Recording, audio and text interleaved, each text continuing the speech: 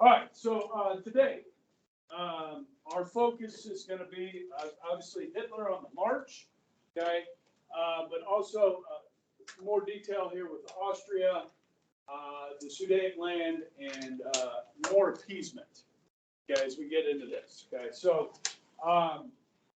we won't actually start the war until tomorrow, but we're going to get right up to it, okay. So when we left off, Hitler had rearmed the Rhineland and, began to threaten Austria, Czechoslovakia, and eventually Poland. And really his excuse here, guys, is that there are people of German ancestry, of German blood, living in these countries. They need to be reunited into the fatherland. Okay? This is his excuse. Okay? Now, obviously, Austria is his native country, right? And I think this was the class I didn't talk about. Right? Correct me if I'm wrong. The fifth column. Did I talk about it in here? Okay, yeah, this was the class. I knew I dropped the ball on one of you guys. Remember when I showed you the video of like Charles Lindbergh, the America First, and the Nazi Party in America? Well, guys, there was a Nazi party in all of these European countries. This is something the Germans learned from the Romans. Okay, this fifth column goes back to Roman history. Remember how the Roman Empire just started in Rome, and it expanded, and it became very large. They took over large areas, and as they took over new areas, they would infiltrate those areas ahead of time with people that supported the Romans to soften up those areas, making them easier to conquer. So first, they established Nazi parties in all of these countries. And you would have a Nazi stooge at the head of each of these parties in each of these countries, whether it be Denmark, France, Britain, United States, all of them, Belgium, they all had Nazi parties, okay, except Russia. Okay, the Soviets were not going to allow for a Nazi. You understand. Okay. Now, the other thing they could do in some of these countries is try to destabilize the government. And one way to destabilize the government was to, start fights in the street, riots, and so forth, opposing the government, trying to weaken it, making it ripe for takeover. And if you could build up support for the Nazis and all the good things they were doing in their country, then you would be able to easily take over these other countries, which they will. Okay, so that's the fifth column. Now, Austria, being Hitler's home country, and bordering Germany, had a lot of Nazi support. Some of you probably saw the movie as a kid. At some, we'll see how many of you. There's this wonderful movie called The Sound of Music. How many of you guys have seen that? Oh, you poor children. You haven't seen this? Okay. It's about the Von Trapp family. You've seen this? Wow. Okay. What's wrong with your parents? Okay. Now, shouldn't those of you who've seen it, everybody should see this movie, right? I'm sorry. It's wonderful. With the sound of music. La, la, la. I am 16, going on 17. What's that?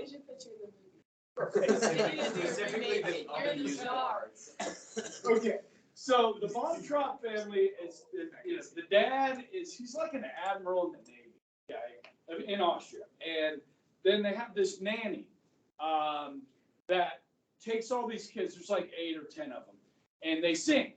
They're traveling singers, okay? And the Von Trapp family, the oldest girl is Liesel, and Liesel has a romantic relationship with a boy, and his name is Rolf. And Rolf, in this movie, is infatuated with the Nazis. In fact, there's a Hitler Youth in Austria, okay?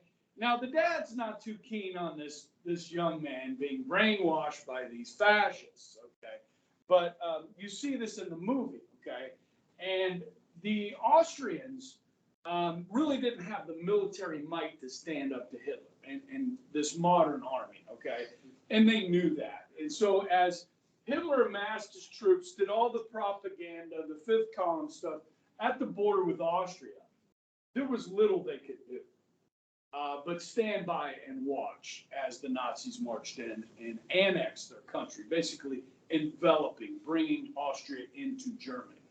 Okay, you can see the picture here of the troops doing. This is called the goose step. I don't know if you knew that. Okay, when you march like this, it's a form of punishment, almost, or discipline, because slamming your feet on the ground like that over and over again is not comfortable. Okay, so it's a form of military discipline. And then you see this woman here. This is a famous photograph. It's in a lot of World War II books. Now, what's interesting about this photograph, though, is what you might first look at is anguish, fear, terror that this woman is experiencing as their country's being invaded, is not what it seems. These are tears of joy. She is relieved, thankful that the Germans are coming to rescue the Austrians. Okay, they will be met, the German troops will be met with flags, Nazi flags, waving in the streets. In fact, Hitler will make a triumphant return to Brunau, his place of birth.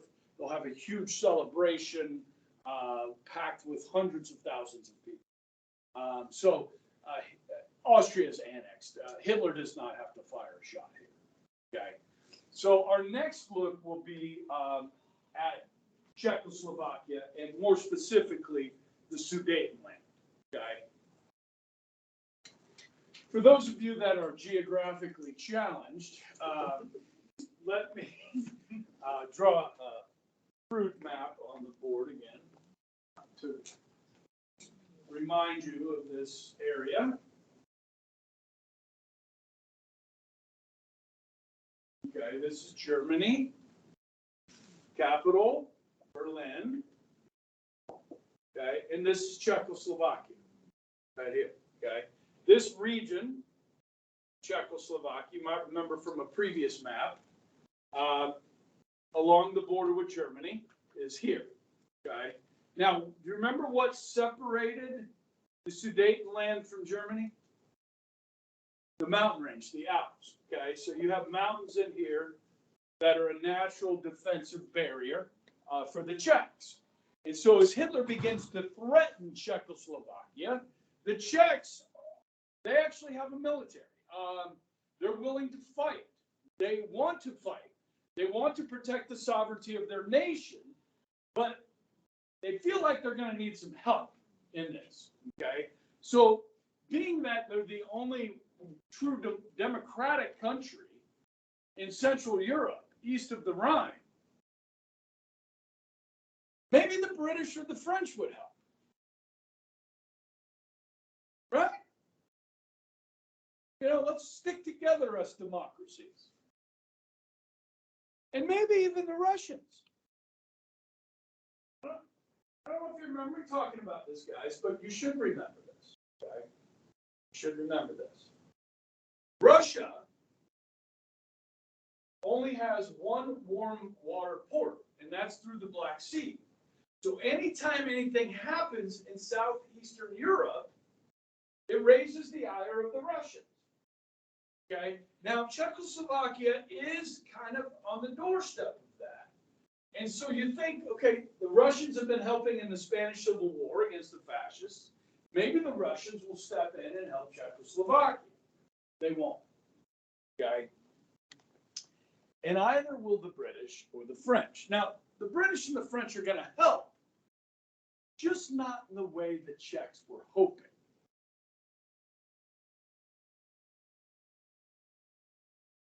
Guys, war is about to happen in Europe. Okay? And the British don't want to see that. The world doesn't want to see that. Okay? So the British Prime Minister, Neville Chamberlain, this man here pictured with Hitler, is going to rush to Germany. He will be joined by the French premier, a guy named Daladier, okay? And they are going to meet with Hitler and Mussolini in what becomes known as the Munich Pact, okay? This will take place in September of 1938 in Munich, which is on, Hitler's home turf, giving him an advantage.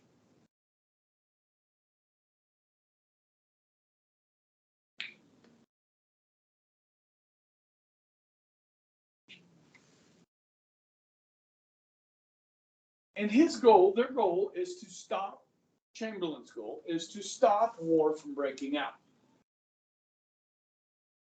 Now, one way you could do that is to tell Hitler that France and Britain will join Czechoslovakia in the defense of its territory. They have the mountain range that will make it difficult for the Nazis to invade. Okay? So he could have stood up here. But instead, I'm not going to say it. That would have been great to say. So this will become known as the Munich Pact. Okay? Now, there's 4 people in the room. Mussolini, Hitler, Chamberlain, and Daladier. They're discussing the fate of Czechoslovakia. Who is not in the room? The Czech president is in the hallway, literally weeping as they know what's taking place inside that room. Chamberlain is going to cave. He's going to appease. And they are going to hand over the Sudetenland to Adolf Hitler to avoid war. Okay? Chamberlain will return from Munich. He lands, the plane lands on the tarmac in London. And he holds up this piece of paper, Chamberlain, and he says, "This paper, which bears my name, as well as the name of Herr Hitler, that he will seek no new territorial gains in Europe. We have peace in our time." And the crowd erupts in applause. Chamberlain has saved Europe from war. Newspaper headline all over Europe the next day: "Peace in our time."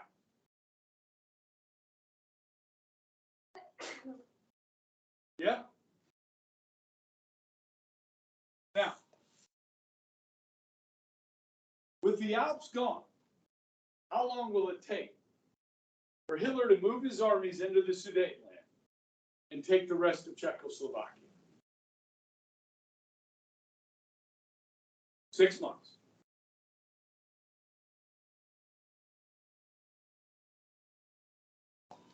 Chamberlain should have known he could not trust Hitler.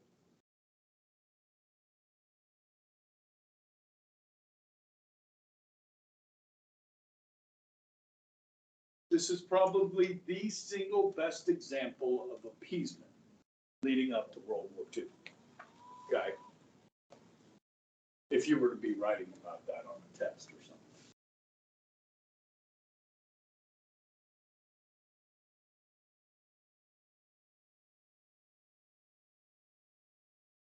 When I was in Munich back in 1999, I started looking for the building that this took place in because I wanted to see it, because I teach about it, right? So I'm looking at all these different tourist maps and so forth, and I finally found the location. So my wife and I walked over there. It was about a mile. It was a pretty long walk to get there, but we got there. And it was a building with big set of stairs. And at the top of those stairs is 2 big doors. The doors are like, I don't know, 12 feet high. big doors. I'm wearing a Ohio State Buckeye t-shirt, cargo shorts, high top tennis shoes, backpack, your typical American toys, right? So I'm like, honey, I'm going to go in there and check it out. So I open this big 12-foot door. I walk in, there's just like a black wall right there. So you got to go left or right. Okay. So I go around to the left. Start walking into this room, and there's all these people dressed up in like tuxedos and dresses. There's all these like busts of people around the room, and they're drinking champagne. And I turned the corner, and I turned and walked out. I mean, it was like, oh gosh. I don't know what they were doing in there, but I didn't belong there. So that was kind of embarrassing, but nobody knew who I was. I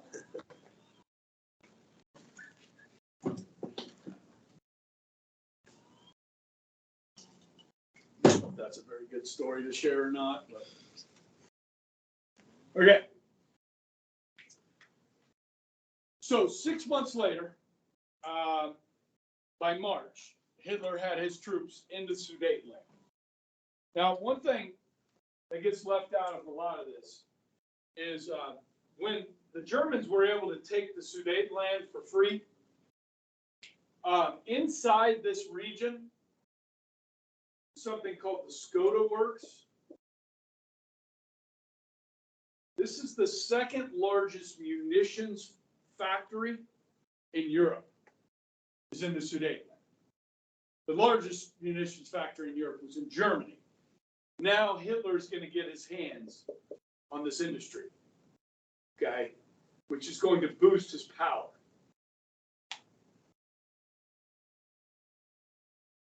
So with the Alps being out of the way, there's nothing to stop Hitler. Now the Czechs could have fought had, the Germans had to come across the mountains, but they're not going to have to. So the Czechs decide not to fight here. So in March of 1939, they'll fall. So Hitler will now have taken 2 countries without having to fire a shot. Now, we know today that if France and Britain would have stood up to Hitler at Munich, that there were German generals that did not want Germany to go to war, that were ready to remove Hitler. That didn't happen. And Hitler just got stronger and stronger and took over more territory. Okay? So if I show you this map, okay, this is a good map here. Okay? This is the Sudetenland. Okay? That was September of 1938. In November, Czech territory annexed by Poland here, probably for defensive purposes. Okay? And here Hungary was given this. Hungary and Italy were given parts of Czech. Just basically dismembered the country. And then the Germans just went in and took the rest. Okay, so now, as he's threatening Poland, Hitler will be able to invade from both the south of Poland and the west of Poland. If that makes sense. Okay. I've got a couple political cartoons here and then a video over what we just talked about. Okay. This one here, you guys all heard of Dr. Seuss, right? You grew up seeing Dr. Seuss. So he was a cartoonist back in World War II. And so this one here, and on this platform, the most amazing marvel of the age, he lives, he talks, yet this guy has no guts. He's the appeaser. Kind of a modern take on appeasement. You got this, rabid wolf bone here, so that's appeasement. Good boy, see, I give a nice doggy a bone, he goes away, okay? Or this one, another Dr. Seuss. This creepy octopus monster thing, play him a nice song. He'll be nice to you, he won't eat you. And then this is kind of a take on modern journalism. Here, by invading here at Normandy, the Allies are collectively punishing the French for the Nazi occupation of their country.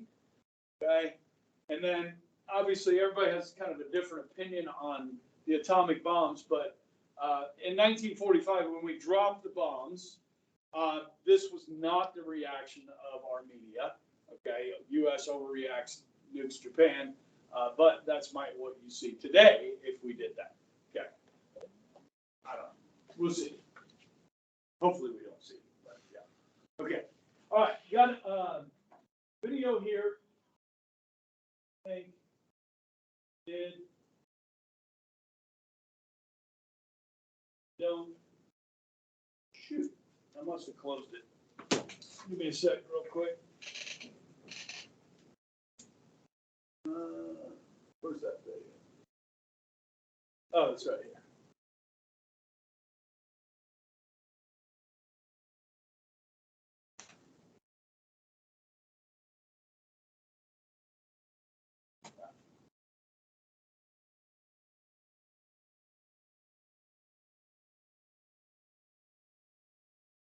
It's this guy again. A big power intimidates its neighbors. A crisis erupts. World leaders meet to head off war.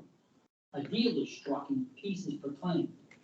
But rather than determining This is pretty good. the deal inadvertently promotes it. Within a year, the world is at war. I'm Jim Lindsay, and this is History Lessons. Our topic today is the Munich Agreement, which was signed by the leaders of Germany, Italy, Britain, and France in the early morning hours of September 30th, 1938.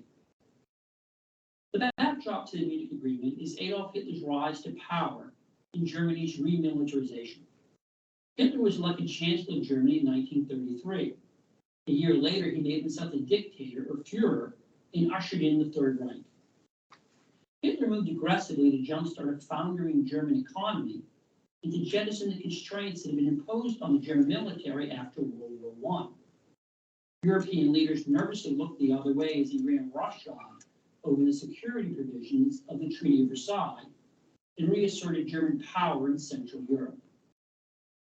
One goal of Hitler's policies was to create Lebensraum, or greater living space for Germans. The belief that Germany needed expanded borders included the idea that ethnic Germans living in neighboring countries should come under German rule. In March 1938, Germany absorbed Austria and the Anschluss. Hitler then turned his attention to the Sudetenland, those parts of Czechoslovakia where some 3 million ethnic Germans predominated. Hitler grew increasingly hostile to Czechoslovakia over the course of the summer of 1938. In mid-September, he gave a fiery anti-Czech speech, raising fears that war was imminent. British Prime Minister Neville Chamberlain responded by rushing Germany for talks to keep the continent at peace. Chamberlain approached his talks with Hitler, mindful of how the First World War had laid waste to a generation of Europeans, and worried that new technologies like the airplane would make the next war even more horrific. He also worried that the British military was ill prepared to fight Germany, and that the British public wanted peace, not war. So without consulting Czechoslovakian leaders, Chamberlain agreed to Hitler's demand that Germany absorb the Sudetenland. Chamberlain then persuaded the Czechoslovakian and French governments to accept his concession. The details were worked out in two subsequent sets of meetings. The Czechoslovakian government was pointedly not invited to the concluding talks at Munich that finalized the country's dismemberment. On October 1st, 1938, Czechoslovakian frontier guards left their posts and German troops moved into the Sudetenland. The day before, Chamberlain had flown back to London, where he was met by cheering crowds.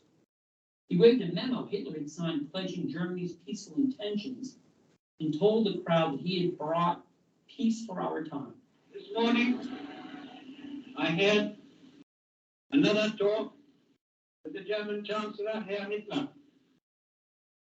And here is the paper which bears his name upon it as well as mine.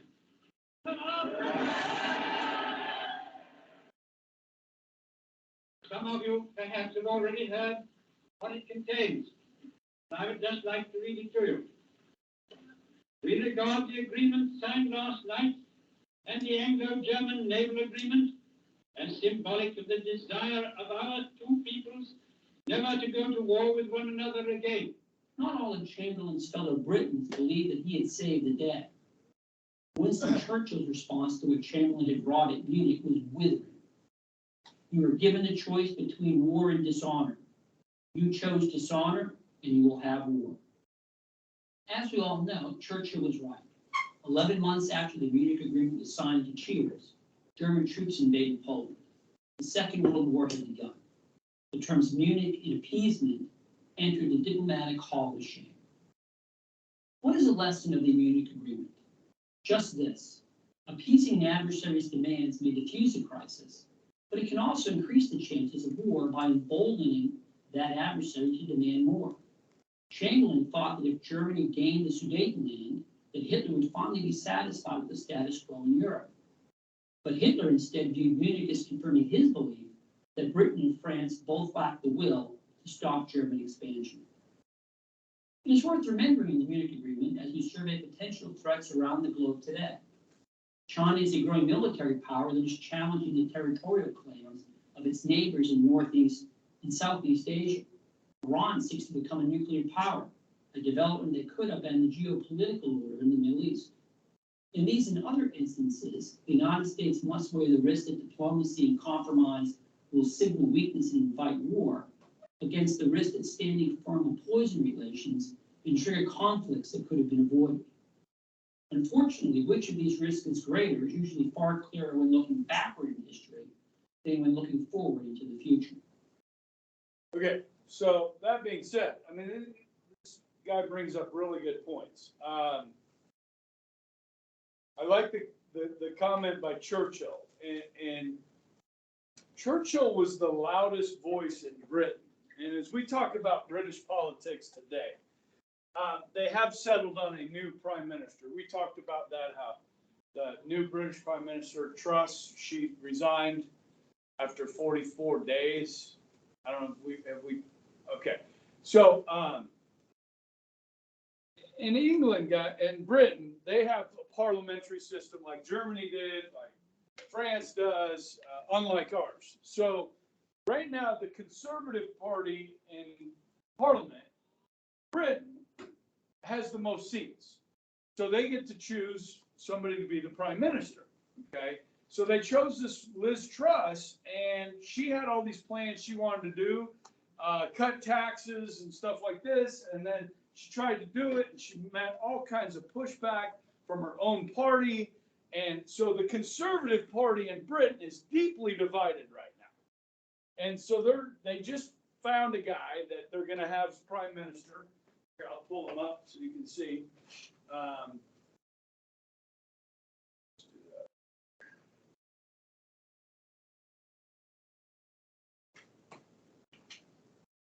Okay, this is going to be the new British prime minister. Okay, Rishi is his name.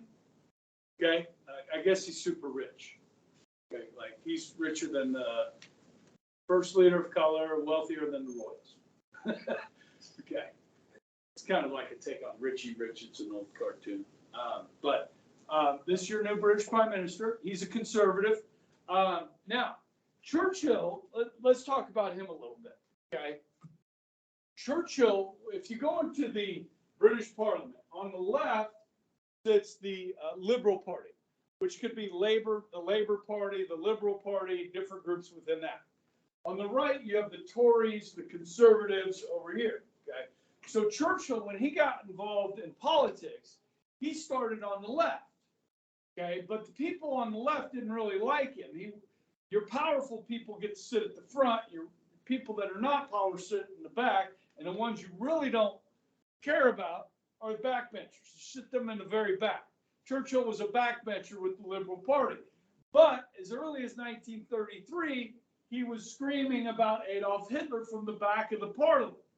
Then he switched parties to the Conservatives. They didn't like him either. He was a backbencher with the Conservatives, but he was the loudest voice talking about Hitler and what he was going to do, and he knew what he was going to do because he read his book. So Churchill's trying to warn people about this, okay? So when the crap hits the fan and this appeasement takes place, now, listen, Chamberlain's going to step up after this and say, look, if Poland, Greece, or Romania are invaded by Germany, Britain's going to war. Now, based on previous actions, does Hitler believe Chamberlain that they're going to go to war if he invades Poland? Probably not. And the British don't like send troops to Poland ahead of time in preparation for this. Now, maybe if they had, then Hitler would have taken him seriously, but he didn't. Okay, so when the war starts, Chamberlain's foreign policy is a failure. Okay, so they're going to look for the loudest voice, the guy that's been talking about it all this time, Churchill, as prime minister. He's an unlikely figure here, okay, and has a very interesting history. I mean, like, his life is interesting. So that we'll get into more about that a little bit later. Okay, so let's talk about what's coming, and that's the invasion of Poland. Okay, but before that happens, guys, there is a shocking thing that happens. Well, we're not there yet. We'll get to the shocking thing that happens in a minute. Again, for those of you that are geographically confused, Italy is going to invade Albania, of which he's going to have to cross the Adriatic Sea to do, because we know where Albania is. This is the boot of Italy, and then here's Albania. Okay, this is the Adriatic Sea.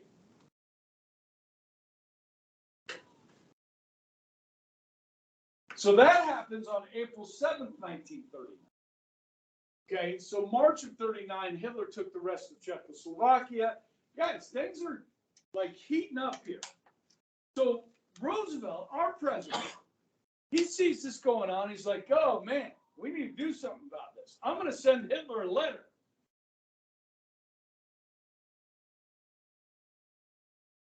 See if this works. Roosevelt lists 31 countries in Europe asking Hitler not to attack for 10 years. What? What is he doing?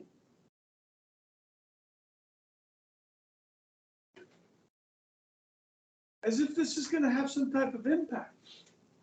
The 10 years thing, guys. What is Roosevelt telling Hitler? Or we're not going to be ready for 10 years to stop you. So if you could wait. Now Hitler takes this letter from the President of the United States and reads it in front of the Reichstag. Now remember, the Reichstag's just full of Nazis. You know what I mean? There's like, so when Hitler's trying to be funny, they're going to laugh. So Hitler gives a speech, he goes, I got this from the president. And he says, he starts saying, like, we want no Poles. We want no Swedes. We want no Czechs. This sort of thing, right? And they're hamming it up, laughing, ridiculing the president of the United States. I guess this is going to tick off Roosevelt. This is going to make him angry. So Roosevelt goes to Congress and he says, listen, we need to end our arms embargo. We need to start selling weapons and munitions to our allies so that they can defeat this thug. What does Congress say? No. Guys, they don't want war. American people don't want war. They want us to stay neutral. So Congress is going to try and stay neutral. Even though they ridiculed the president. So just checking in with the Japanese again, which we need to do from time to time. Okay. U.S. will end its commercial treaty with Japan. Now, this doesn't mean we're going to stop trading with them, but it allows Congress to stop trading with them when we're ready to. Okay? So, guys, we have been selling weapons to anybody that will come and do cash and carry. Who will bring their ships to our shores, pay cash. We're selling weapons, and that includes the Japanese. Now, remember this is important. What is the biggest export that the United States has to Japan during this time period? Oil. So the energy that they need to fuel their war machine, a lot of it they're getting from us. Okay? And some of the weapons that they've been using against the Chinese, they're getting from us.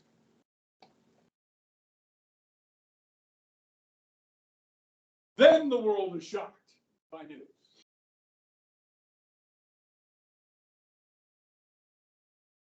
This is actually a picture of the Reichstag burning. Remember when that happened? You get up 15? Okay, so this is, see what you remember here. Obviously, Hitler hated the Jews, yes? Other than the Jews, what group of people did Hitler hate the most? The disabled. Well, yeah, no, bigger group than that. No, not like a group of people, like, all right. The communists. You were gonna say that, Mr. Wright? I was gonna say communists. I was gonna say about I know, the other class was naming religions, so I didn't phrase that question very well. Okay. He hates the communists, right? He's talked about Lebensraum. What's Lebensraum mean? Living room for the Germans. Where are they going to get that living room?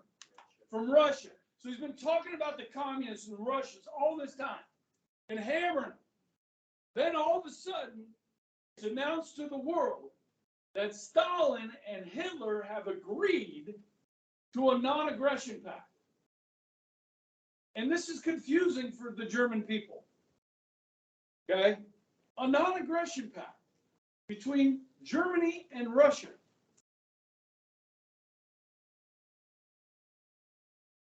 Really? Really? But Hitler, you said you hated the communists. Why are you signing a non-aggression pact? Oh, well, just trying to fool the enemy. You know.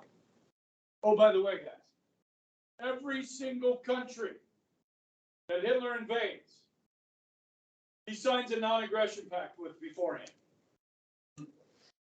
It's the kiss of death.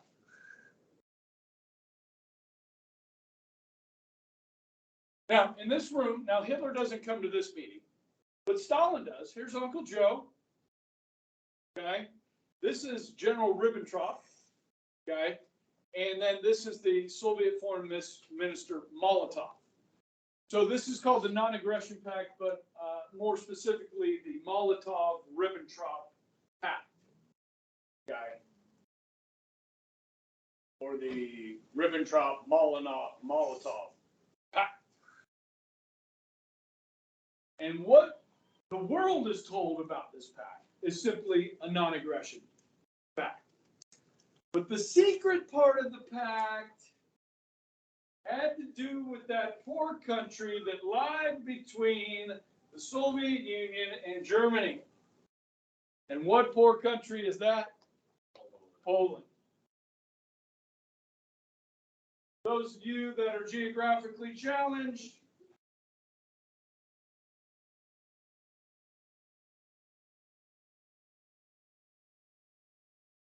you got Germany over here, you got the USSR over here.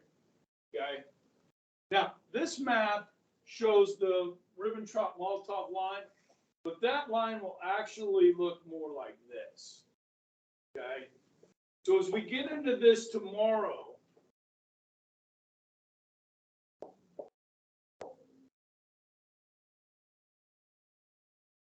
The Germans are going to invade Poland from the west on September 1st, 1939. And that is really the date given for World War II beginning. Okay? Roughly 2 weeks later, on the 17th, the Soviet Union will invade from the east. Okay? Now, one thing, as I start tomorrow, I'm going to start with a story about a small town north of Warsaw, okay, called Genoave.